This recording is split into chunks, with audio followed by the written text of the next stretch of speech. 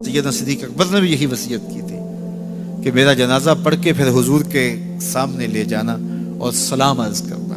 حضرت انس سے بھی روایت، حضرت علی سے بھی روایت ہے، حضرت صدیق اکبر کی وصیت تھی حضور کے پاس لے جانا اور حضور سے اجازت مانگنا، اجازت مل جائے تو قدموں میں دفن کر دینا ورنہ جنت البقیع میں۔ تو حضرت علی المرتضیٰ اور حضرت انس روایت کرتے ہیں کہ ایسا ہی ہوا کہ ہم نے جنازہ اٹھایا، پڑھا اور پھر حضور کے مواجہ انور کے سامنے رکھ دیا اور سارے ہاتھ باندھ کے عرض کرتے یا رسول اللہ ھذا ابو بکر یستاذنک، اے اللہ کے پیارے محبوب صلی اللہ علیہ وسلم، یہ ابو بکر ہیں، آپ سے اجازت طلب کرتے ہیں، آپ کی قربت میں دفن ہونے کا شوق ہے، ہمیں کیا حکم ہے؟ تو اس وقت حجرہ عائشہ تھا، یہ گنبد خضرا نہیں بنا ہوا تھا، صرف حجرہ تھا اور اس کو تالا لگا تھا، چابی حضرت عائشہ کے پاس ہوا کرتی تھی رضی اللہ تعالی عنہ، تو تالا لگا ہوا تھا اور لوگوں نے رکھ کے یہ عرض کیا، تو پھر کیا ہوا کہ وہ تالا خود بخود کھلا، پھر کنڈی بھی خود بخود کھلی اور پھر جو دروازہ تھا وہ خود بخود کھلا اور اندر سے آواز آئی اوصل الحبیب الی الحبیب لان الحبیب الی الحبیب مشتاق، یار کو یار سے ملا دو، یار تو پہلے یار کا انتظار کر رہا۔ تو قبر انور سے یہ آواز آئی، حضور کے روضہ انور سے یہ آواز آئی، اور ہمارا عقیدہ ہے اور مسلمہ عقیدہ ہے اور تمام امت کا عقیدہ ہے کہ حضور اپنی قبر میں زندہ ہیں۔ یہ بعد میں فتنہ پیدا ہوا حضور علیہ السلام کے حوالے سے، یہ جو معاذ اللہ میری زبان وہ بوجھ نہیں اٹھاتی جو لوگ کہتے ہیں، یہ حضرت شیخ عبد الحق محدث دہلوی علیہ رحمہ نے لکھا ہے تتمہ مدارج النبوہ میں۔ آپ کہتے ہیں اللہ کا شکر ہے، بہت سارے معاملات میں امت میں اختلاف پیدا ہو گئے، لیکن اللہ کا شکر ہے کہ اس معاملے میں تو کوئی اختلاف نہیں کہ حضور اپنی قبر انور میں زندہ ہے۔ یہ حضرت شیخ نے لکھا ہے، تو اس کا مطلب ہوا کہ یہ بات کا اختلاف ہے۔ تو حضور علیہ السلام اپنی قبر انور میں زندہ ہیں۔ حضرت ابو درداء رضی اللہ تعالی عنہ نے جب آقا کریم نے درود و سلام کی ترغیب دی تو کہا حضور جب آپ انتقال کر چکے ہوں گے تو کیا ہم اس وقت بھی آپ پہ درود پڑھیں؟ تو حضرت ابو درداء نے جب حضور سے پوچھا، ابن ماجہ کی روایت ہے، تو کہا حضور جب آپ وصال کر چکے ہوں گے تو درود و سلام اس وقت بھی جاری رکھیں؟ تو آقا کریم علیہ السلام نے ارشاد فرمایا انما حرم علی الارض ان تاکل اجساد الانبیاء فنبی اللہ حی یرزق، فرمایا ہاں بعد میں بھی میرے اوپر درود جاری رکھنا، اللہ نے مٹی پہ حرام کر دیا ہے کہ وہ نبیوں کے جسم کو کھائے، نبی قبروں میں زندہ ہوتے ہیں ان کو رزق دیا جاتا ہے۔ میرے حضور نے کہا نا ارسلت الی الخلق کافہ، میں تمام مخلوق کا رسول بنا کے بھیجا ہوں، تمام مخلوق کا، صرف انسانوں کا نہیں، تمام مخلوق، ارسلت الی الخلق کافہ، تمام مخلوقات کا رسول ہو۔ تو حضور مٹی کے بھی رسول ہیں، تو کیا مٹی اپنے رسول کو کھا جائے گی؟ یہ کیسے ہو سکتا ہے؟ تو مٹی کے اوپر حرام ہے، یہ لفظ ہے انما حرم علی الارض ان تاکل اجساد الانبیاء، اللہ نے مٹی پر حرام کر دیا کہ وہ نبیوں کے جسم کو کھائے۔ فنبی اللہ حی یرزق، یہ سیاستہ کی روایت پڑھ رہا ہوں، نبی اپنی قبروں میں زندہ ہوتے ہیں، انہیں رزق بھی دیا جاتا ہے۔ اس کائنات میں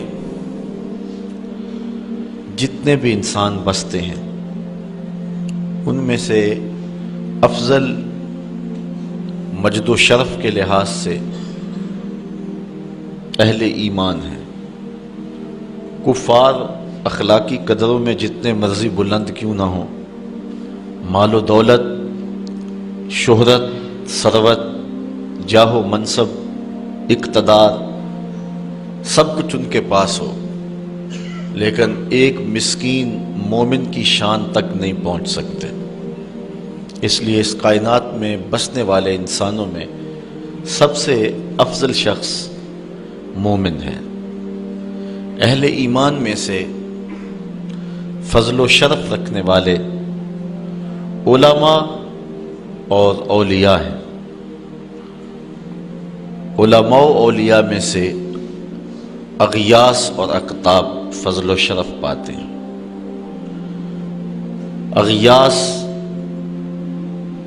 اور اقطاب کا جہاں نقطہ عروج ہوتا ہے وہاں تابی کا مرتبہ شروع ہوتا ہے، اور جہاں تابی اپنے نقطہ کمال کو پہنچتا ہے وہاں صحابی کا کمال اور عظمتیں شروع ہوتی ہیں۔ صحابہ میں سے جو مہاجر صحابہ ہیں وہ فضیلت والے ہیں، مہاجر و انصار میں سے جو بدر میں شریک ہوئے ہیں وہ افضل ہیں، اور ان میں سے عشرہ مبشرہ جن 10 لوگوں کے لیے حضور نے جنت کی بشارت دی وہ افضل ہیں۔ ان 10 لوگوں میں 4 اصحاب افضل اور مرتبہ و مقام سے اعلیٰ ہیں، اور ان 4 میں سے سب سے افضل حضرت ابوبکر صدیق رضی اللہ تعالیٰ عنہ۔ یہ ہمارا اہل ایمان کا عقیدہ ہے۔ صحابہ کے درجے متفاوت ہیں۔ جس طرح آسمان کے اوپر نظر دوڑائیں تو آپ کو ستارے نظر آتے ہیں، کوئی روشن، کوئی ٹمٹماتا ہوا، کوئی بڑا واضح، اس طرح اس افق پہ بھی آپ کو ستارے نظر آئیں گے۔ صداقت کے تارے بھی ہوں گے، عدالت کے ستارے بھی ہوں گے، ولایت کے، امامت کے، طرح طرح کے ستارے نظر آئیں گے۔ درجوں کے اعتبار سے متفاوت ہیں، لیکن حضور علیہ السلام کے تمام صحابہ کی تعظیم و توقیر ہمارے اوپر واجب ہے۔ سب سے افضل صحابی جس کو شرف ملا اور عظمت سب سے فضیلت والی نصیب ہوئی وہ حضرت ابوبکر صدیق کی ذات ہے۔ کہتے ہیں حضور کا سایہ نہیں تھا، لیکن یہ سائے کی طرح حضور کے ساتھ ہی رہے، ساری زندگی حضور کے ساتھ گزاری۔ بدر کے بھی ساتھی ہیں، قبر کے بھی ساتھی ہیں، غار کے بھی ساتھی ہیں، اور حد ہو گئی مزار کے بھی ساتھی ہیں۔ جے شک ہووی تے چل مدینے، آ ویخ لے جوڑ مزاراں دا، بن یار نبی دیاں یاراں دا۔ حضور علیہ السلام نے ارشاد فرمایا، اپنی صحبت اور اپنے مال سے جس نے سب سے زیادہ میرے اوپر احسان مندی کی ہے اس شخص کا نام ابو بکر ہے۔ بلکہ حضور نے فرمایا کہ جس شخص نے بھی میرے اوپر کوئی احسان کیا ہے میں اس کے احسان کا بدلہ اس کو دے چکا ہوں، لیکن ایک ابو بکر ہے جس کے احسانات کا بدلہ کل قیامت کے دن اللہ ہی عطا فرمائے گا۔ یہ صرف حضرت ابو بکر صدیق کی ذات ہے۔ اور حضرت عمر کہتے ہیں، قال ابو بکر سیدنا و خیرنا و احبنا الی رسول اللہ صلی اللہ علیہ وسلم۔ کہتے ہیں کہ ابو بکر کی کیا پوچھتے ہو، وہ ہم میں سے ہمارے سردار بھی تھے، ہم میں سے افضل بھی تھے، اور حضور سب سے زیادہ جس شخص سے پیار کرتے تھے اس شخص کا نام بھی ابو بکر ہی تھا۔ سب سے زیادہ حضور ان سے ہی پیار کیا کرتے تھے۔ حضرت عائشہ رضی اللہ تعالیٰ عنہ فرماتی ہیں کہ جب حضور علیہ السلام کا آخری وقت آیا تو آقا کریم علیہ السلام نے فرمایا کہ ابو بکر کو حکم دو کہ لوگوں کو نماز پڑھائیں۔ میں نے عرض کی کہ وہ رقیق القلب ہیں، مصلی پہ جب آپ کو نہیں پائیں گے تو بے چین ہو جائیں گے، کسی اور کے لیے حکم نامہ جاری کرو۔ حضور علیہ السلام نے فرمایا کسی قوم کے لیے مناسب ہی نہیں ہے کہ ابو بکر ان کے اندر رہتے ہوں اور امامت کوئی اور کروائے۔ ابو بکر کا حق ہے کہ وہ امامت کروائیں۔ حضرت عمر رضی اللہ تعالی عنہ سے ایک روایت سنیے، کہتے حضور نے ایک مرتبہ فنڈ کے لیے ارشاد فرمایا کہ لاؤ راہ خدا میں پیش کرو، تو میرے پاس اتنی خوشحالی تھی کہ اتنی کبھی خوشحالی ہوئی نہیں تھی، تو میں نے کہا اگر ابو بکر سے بڑھ سکتا ہوں تو آج بڑھ سکتا ہوں۔ میں گیا اور آدھا مال لے آیا۔ حضور نے پوچھا عمر گھر والوں کے لیے کیا چھوڑا ہے؟ میں نے کہا اتنا ہی چھوڑا آیا ہوں، آدھا لے آیا ہوں، آدھا چھوڑا آیا ہوں۔ کہتے ہیں پھر ابو بکر سارا مال ہی سمیٹ کے لے آئے۔ اللہ اکبر۔ حضور نے کہا ابو بکر تم گھر کے لیے کیا چھوڑا ہے؟ تو حضرت ابو بکر رضی اللہ تعالیٰ نے کہا اب قیت لہم اللہ و رسولہ، حضور میرے سامنے بھی آپ ہیں، میرے گھر میں بھی تو آپ ہی ہیں نا۔ وہ اپنے نام لیواؤں کو تنہا چھوڑتے کب ہیں، جہاں ہم دم نہ ہو کوئی وہاں سرکار ہوتے ہیں۔ تو کہا میں اللہ اس کے رسول کی رضا کو گھر چھوڑ آیا ہوں۔ حضرت عمر کہتے ہیں پھر میں نے کہا کہ میں ابو بکر سے کبھی بھی نہیں بڑھ سکتا۔ اللہ تعالیٰ نے ان کو شان ہی انوکھی دی ہے۔ حضور علیہ السلام کے وصال کے فوراً بعد منافقین نے بہت باریک چال چلی، مسلمانوں کی صفوں میں گھس گئے۔ بظاہر لبادے ان کے مسلمانوں والے تھے، تو انہوں نے مسلمانوں سے کہنا شروع کر دیا لو جی کہانی ختم ہو گئی، ساری رونقیں حضور کے دم سے تھیں، نمازیں تھیں، روزے تھے، لوگ اپنے اموال کی زکوٰۃ دیا کرتے تھے، حج کا اجتماع تھا، یہ سب کچھ ختم ہو جائے گا۔ اب کون مال خرچ کرے گا؟ کس نے جان راہ خدا میں قربان کرنی ہے؟ کوئی سحر کے وقت اٹھ کے کیوں مسجد میں آئے گا؟ بظاہر لگتا تھا کہ یہ بڑی ہمدردی اور دلجوئی سے حقیقت حال کو بیان کر رہے ہیں، لیکن اس کے اندر چھپا ہوا ظاہر تھا. جو نئے قبائل اسلام لائے تھے، یہ خبر جب ادھر پہنچی تو انہوں نے ارتداد کا رستہ اختیار کر لیا. بہت سارے قبیلے، آپ پڑھیں تاریخ، مرتد ہو گئے. کسی نے زکوٰۃ دینے سے انکار کر دیا. مسلمہ کذاب نے اپنی جھوٹی نبوت کا دعویٰ کھڑا کر دیا. حضرت صدیق اکبر کا دل زخمی ہے، کلیجہ زخمی ہے. لیکن اب اس صورتحال کا جب آپ نے مشاہدہ کیا تو آپ آگے بڑھے اور ایک اونچے ٹیلے پہ کھڑے ہوئے لوگوں کو اشارہ کیا. لوگوں نے جناب ابو بکر رضی اللہ تعالیٰ عنہ کو دیکھا تو ادھر لپک کے آ گئے. تو حضرت ابو بکر صدیق رضی اللہ تعالیٰ عنہ نے مختصر خطاب کرتے ہوئے آپ نے کہا، لوگوں مجھے ایک بات بتاؤ، تم اللہ کی عبادت کرتے تھے کہ رسول اللہ کی عبادت کرتے تھے؟ لوگوں نے کہا کہ ہم اللہ کی عبادت کرتے تھے.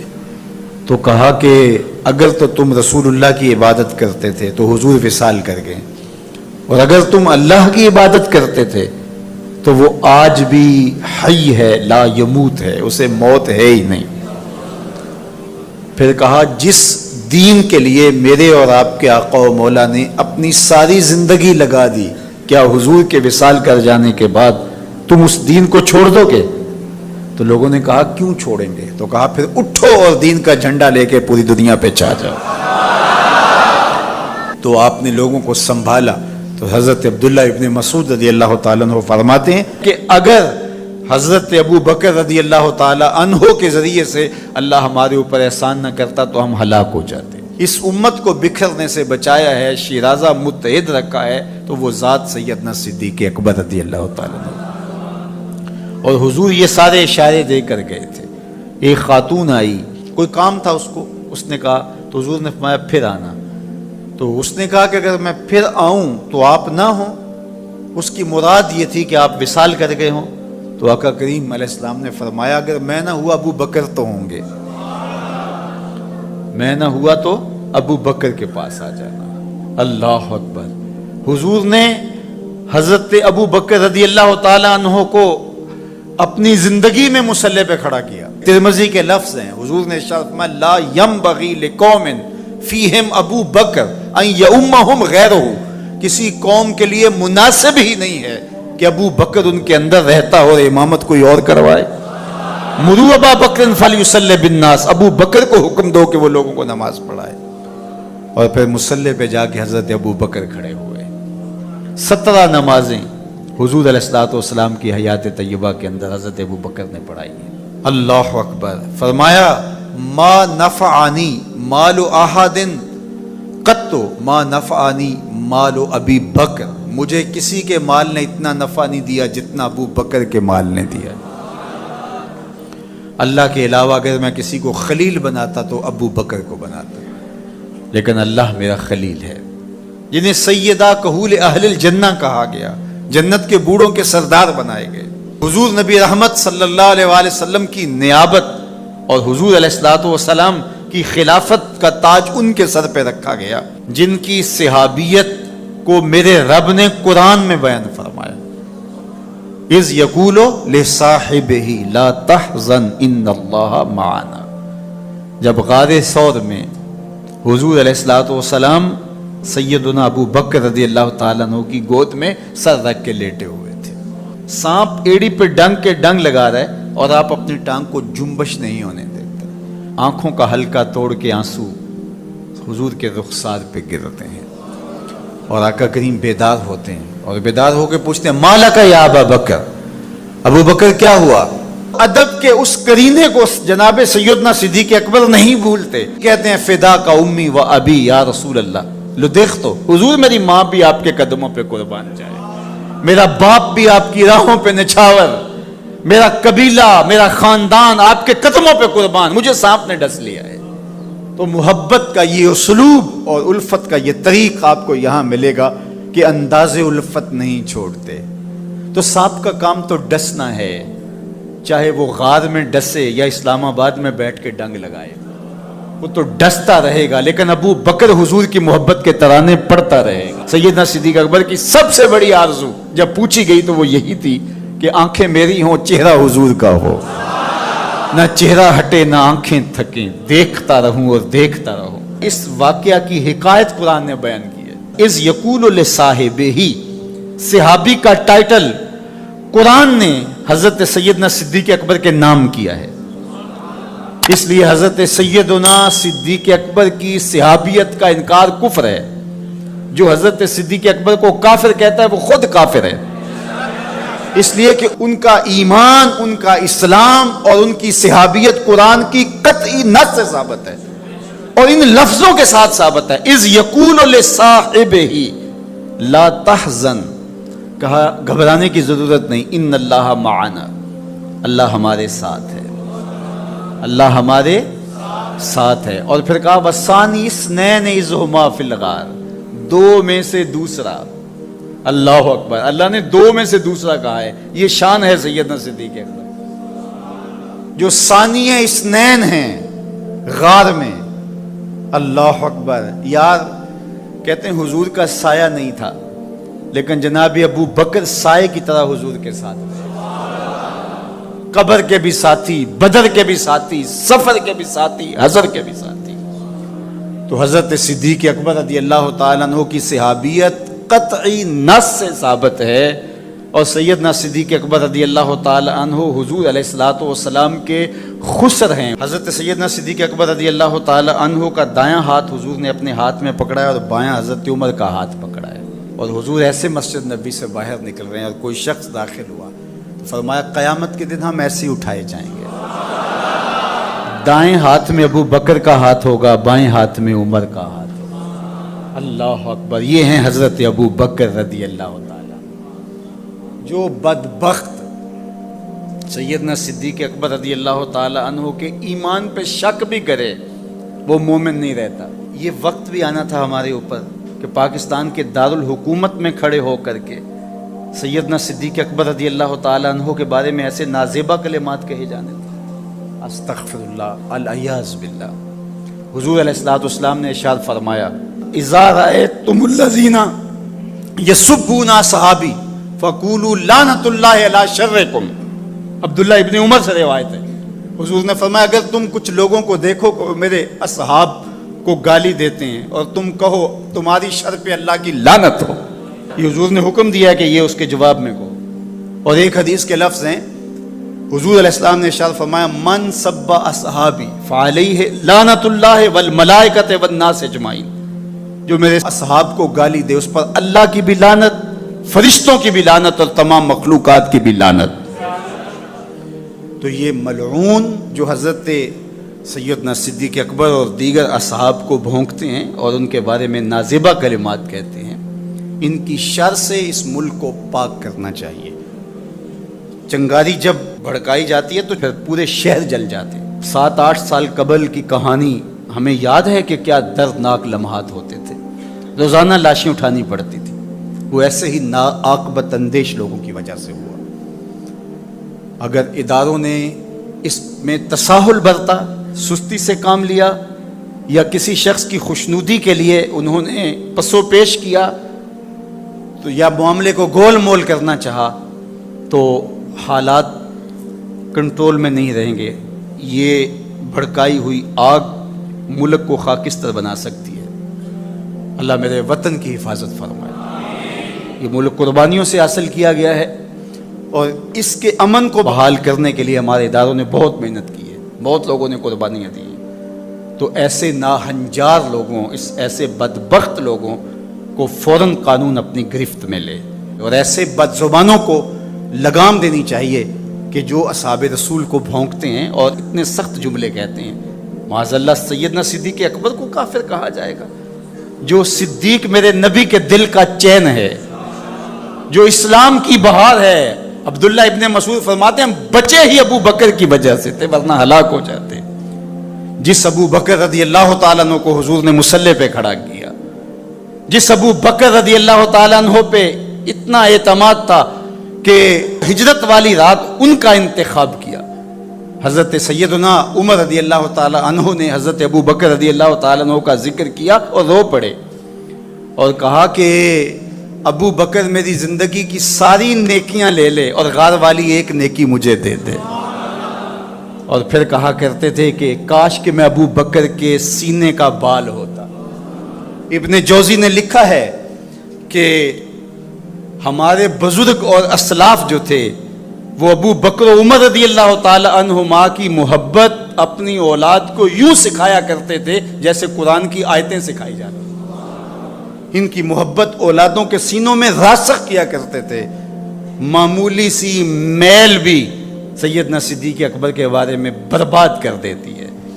اللہ کے نبی کا ہر صحابی با کمال ہے، لیکن ابو بکر ہے۔ جے شک ہووی تے چل مدینے، جے شک ہووی تے چل مدینے، آ ویخ لے جوڑ مزاراں دا، بن یار نبی دیاں یاراں دا۔ تو ان سے ہماری محبت کا رشتہ استوار ہے۔ تو جس شخص نے بھی یہ جملہ کہا ہم اس کی مذمت کرتے ہیں۔ مذمت تو لفظ بہت چھوٹا ہے، اس کو قرار واقع سزا دیجئے۔ وہ بدترین انسان ہے روئے زمین پہ، اور اس سے کوئی روح رعایت نہ رکھی جائے تاکہ آئندہ ایسے راستے بند ہو۔ اداروں کو اس پر فی الفور نوٹس لینا چاہیے قبل اس سے کہ حالات ہاتھ سے باہر نکل جائیں اور بے قابو ہو جائیں۔ اللہ ہم سب کو اپنی رحمتوں کے حصار میں رکھے۔ جانور کو اپنی گود میں رکھا اور حضور استراحت فرما دی۔ اب سانس، جب سانپ کی سانس اٹھنے لگی، وہ بھی چونکہ اس سوراخ میں ہی تھا، اور وہ کبھی سوراخ سے باہر آتا کبھی سوراخ سے باہر آتا، جا بجا سوراخ تھے۔ تو جب اس کی سانس گھٹنے لگی اور اس نے دیکھا کہ جس راستے سے جاتا ہے مسدود پاتا ہے، تو ایک جگہ اس نے انسانی گوشت دیکھا اور اس نے ڈنگ لگایا، وجود کو برقرار رکھ پائے۔ یہ کوئی تماشا لبے بام تھوڑا ہے، لیکن حضرت سیدنا صدیق اکبر نے اپنی ٹانگ کو جنبش نہیں آنے دی۔ حضرت عمر کی جو روایت اس پہ لفظ ہے مخافتا ان یتنبہ رسول اللہ صلی اللہ علیہ وسلم، اس ڈر سے کہ کہیں حضور بیدار نہ ہو جائیں، لم یتحرک، اپنی ٹانگ کو حرکت نہیں آنے دی، لم یتحرک مخافتا ان یتنبہ رسول اللہ صلی اللہ علیہ وسلم، اس ڈر سے کہ کہیں حضور بیدار نہ ہو جائے۔ حضور کی نیند میں خلل، سانپ نے ڈنگ لگایا اور ایڑی ہٹی نہیں، وہ پیچھے ہٹ ہٹ کے ڈنگ مارتا ہے، اور حضرت ابو بکر پوری قوت سے ایڑی کو دبایا ہے۔ ذرا تصور تو کرو، عشق کی بات تو سارے کرتے ہیں، عشق ابو بکر سے سیکھو۔ یہ ہے محبت کی کہانی۔ حضرت ابو بکر صدیق نے زور سے ایڑی رکھی ہے، اور سانپ جو ہے وہ ہٹ ہٹ کے ڈنگ مار رہا ہے اور زہر جسم میں سرایت کر رہا ہے، اور حضرت ابو بکر صدیق اپنی ٹانگ کو جنبش بھی نہیں آنے دیتے، اس ڈر سے کہ کہیں حضور کی نیند میں خلل نہ آ جائے۔ سارا دھیان ادھر لگ گیا کہ ٹانگ کو جنبش نہ آئے، بے اختیار آنسو نکل پڑے اور حضور کے چہرہ نور پہ گرے۔ دھیان چونکہ ادھر لگا تھا، آنسو ادھر سے نکلے، حضور کے رخسار پہ گرے، حضور بیدار ہو گئے، اور حضور نے فرمایا ما لک یا ابا بکر، ابو بکر کیا ہوا؟ ابو بکر کیا ہوا؟ انسان دکھوں میں بھرا پڑا ہو، تکلیف پہ تکلیف گزر رہی ہو، اور کوئی پوچھ لے تو انسان پھٹ پڑتا ہے، بہت جلدی بولتا ہے، پھر اس کے القاب اور اس کا نام اور اس کے لیے جو بولنے کا سٹائل ہے وہ بھول جاتا ہے، وہ جلدی جلدی اپنا دکھڑا بیان کرتا ہے۔ لیکن یہاں پیار کی کہانی اتنی دل آویز ہے، اللہ اکبر۔ یہ حضرت عمر کی روایت پڑھ رہا ہوں کہ یوں ایڑی زور کے ساتھ سوراخ پہ رکھی ہے، بل پہ رکھی ہے، سانپ ہٹ ہٹ کے ڈنگ لگا رہا ہے، ساری توجہ ٹانگ کی طرف ہے کہیں ہل نہ جائے اور حضور بیدار نہ ہو جائیں، اور اچانک آنکھوں سے آنسو ٹپکے حضور کے رخسار پہ گرے۔ آقا کریم بیدار ہو کے پوچھتے ہیں ما لک یا ابا بکر، ابو بکر کیا ہوا؟ تو حضرت ابو بکر کیا بولتے ہیں لدغت فداک امی و ابی یا رسول اللہ، یا رسول اللہ میری ماں بھی آپ کے قدموں پہ قربان ہو، میرا باپ بھی آپ کے قدموں میں قربان ہو، سانپ نے مجھے ڈس لیا ہے۔ اللہ اکبر۔ ادب کے اس سٹائل کو چھوڑا، محبت کے اس انداز کو ہنگامی حالت میں بھی ترک نہیں ہونے دیا، گفتگو کا سلیقہ اور بات کرنے کا جو طریقہ ماضی میں تھا آج بھی اسے ہی ملحوظ رکھا، اور اسی سٹائل سے بات کرتے ہیں میری ماں بھی آپ کے قدموں پہ قربان، میرا باپ بھی آپ کی راہوں پہ نچھاور، حضور مجھے سانپ نے ڈس لیا ہے۔ اللہ اکبر۔ फिर हुजूर अलैहिस्सलाम ने फरमाया कदम उठाओ। कदम उठाया तो आका करीम ने अपना लुआब दहन लगा दिया और हजरत अबू बकर सिद्दीक का दर्द भी जाता रहा, जहर के असरात भी खत्म हो गए। और जब आपका आखिरी वक्त आया तो वो दोबारा औद कर आए और हजरत उमर फरमाते हैं कि आपकी वफात का सबब वही सांप का डंक था। अल्लाह अकबर, आशिक की मौत आई है और आशिक दुनिया से रुखसत हुआ है तो वही लम्हे दोबारा लौट आए। वही सांप के जो है वो जहर का असर सरायत करने लगा है। वो हजरत अबू बकर का जब आखिरी वक्त था तो गारे सौर की सारी यादें फिर ताजा होने लगी है। अल्लाह अकबर। तो हजरत अबू बकर सिद्दीक और हुजूर 3 दिन तक और 3 रातें उस गार में रहे। अब ये ढूंढते रहे, इधर गए होंगे, इधर रहे होंगे। फिर उनके खोजी ने कहा कि निशान तो इधर जाते, और उनको लेके वो गारे सौर की तरफ बढ़ गया और पहाड़ चढ़ गया। गारे सौर के आगे जब गया तो वहां तक निशान थे। आगे एक झाड़ी थी जिस पर ताला जो है वो जाला तन लिया था अनकबूत ने, मकड़ी ने, और फाख्ता ने अंडे भी दे दिए थे। तो अब वहां उनका गुमान हुआ कि अगर यहां से अंदर गए हुए होते तो ये जाला टूट जाता। तो ये तो मुमकिन नहीं है, फाख्ता तो इंसानी वजूद को देख करके उड़ जाती है, तो ये यहाँ फाख्ता भी उठ रही है। तो अब जिन्होंने गारे सौर देखी है उनके ज़हन में सारा नक्शा घूम गया होगा, वो उस तस्वर में घूम रहे होंगे। वो यहाँ मरकज़ मुस्तफ़ा में नहीं बैठे, गारे सौर के आगे बैठे हुए होंगे। फिर वो क्या मंजर है, अल्लाह अकबर। तो गार ऊपर से नीचे आती है और नीचे थाना है गार का, और जो गार के अंदर बैठे हो सामने जो प्लेटफॉर्म बना हुआ है उसके ऊपर चलते फिरते बातें करते वो सारे लोग नजर आते हैं ऊपर वाले को जो गार के अंदर बैठे, और जो बाहर है उनको गार के अंदर कुछ नजर नहीं आ रहा। एक तो गार के अंदर अंधेरा, और दूसरी बात अगर देखना भी चाहें तो झुक करके देखना पड़ता है। अपने नीचे झुके और फिर अंदर देखें तो कुछ दिखाई देगा, और वो नहीं देख रहे थे। तो हजरत अबू बकर सिद्दीक रज़ियल्लाहु ताला अन्हु ने जब देखा मुशरिकीन चल रहे हैं, उनकी आवाजें भी आ रही हैं, तो हुजूर से कहा कि हुजूर ये क्या हुआ। इज़ यक़ूलु लिसाहिबि ला तहज़न इन्नल्लाह मअना, कुरान बताता है दोनों में से एक जब उसको जब फिक्र लाहिक हुई, एक होता है अपनी जान का खौफ, उसको खौफ कहते हैं, जो दूसरे के लिए होता है उसको हुज़्न कहते हैं। सिद्दीक अकबर को अपनी जान का खौफ नहीं था, हुजूर की जान की फिक्र थी। तो अल्लाह के महबूब ने फरमाया, कुरान ने उसकी हिकायत की, ला तहज़न, परेशान होने की जरूरत नहीं, इन्नल्लाह मअना, अल्लाह हमारे साथ है, अल्लाह हमारे साथ है। बल्कि फरमाया अबू बकर तो उन दो के बारे में क्या कहता है जिनका तीसरा अल्लाह हो, उन दो के बारे में तू क्या कहता है जिनका तीसरा।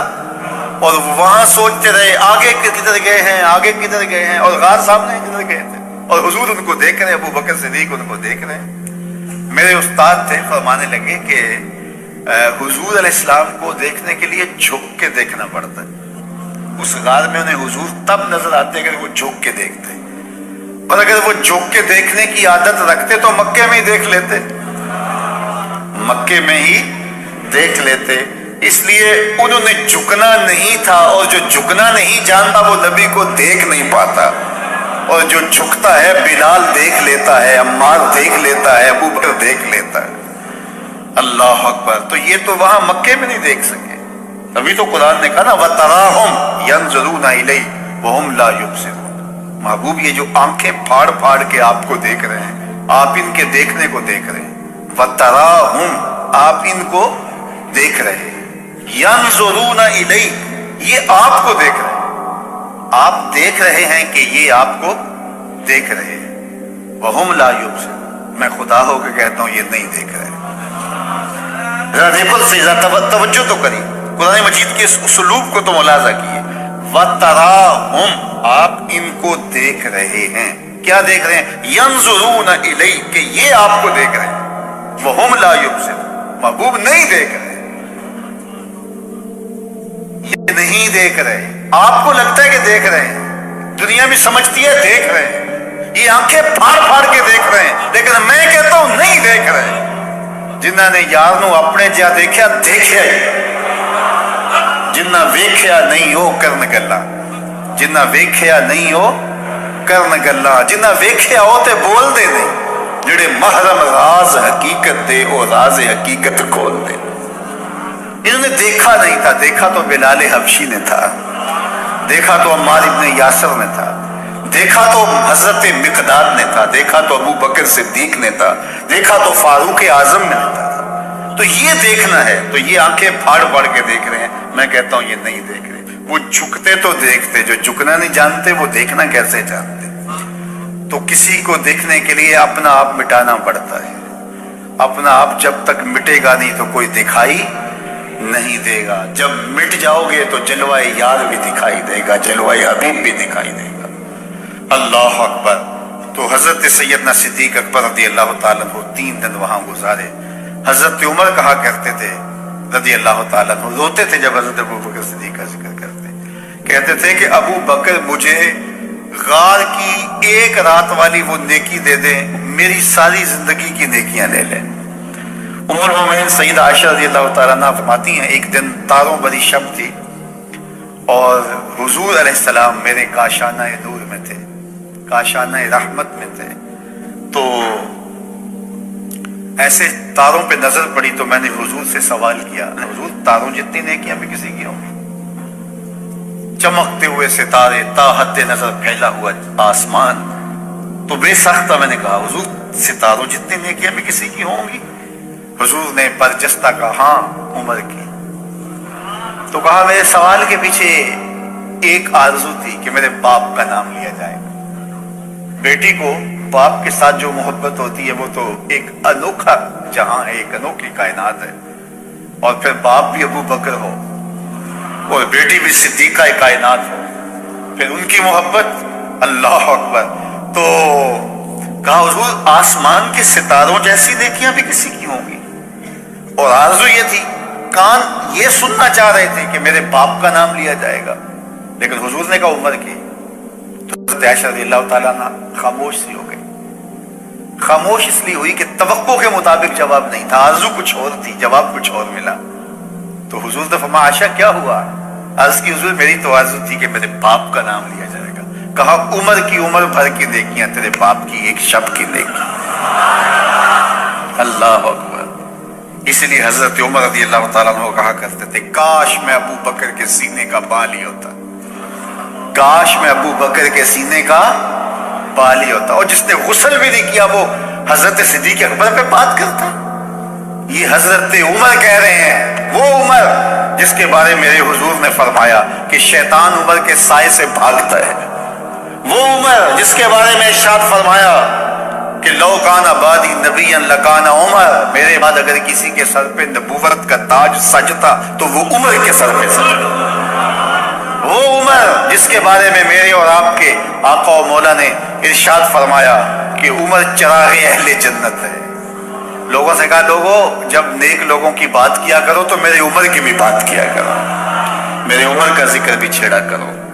وہ عمر، اللہ اکبر، جو مراد رسول ہے، وہ کیا کہہ رہے ہیں؟ کاش میں ابو بکر کے سینے پر اگا ہوا ایک بال ہوتا۔ یہ شان ہے سیدنا صدیق اکبر رضی اللہ تعالی عنہ۔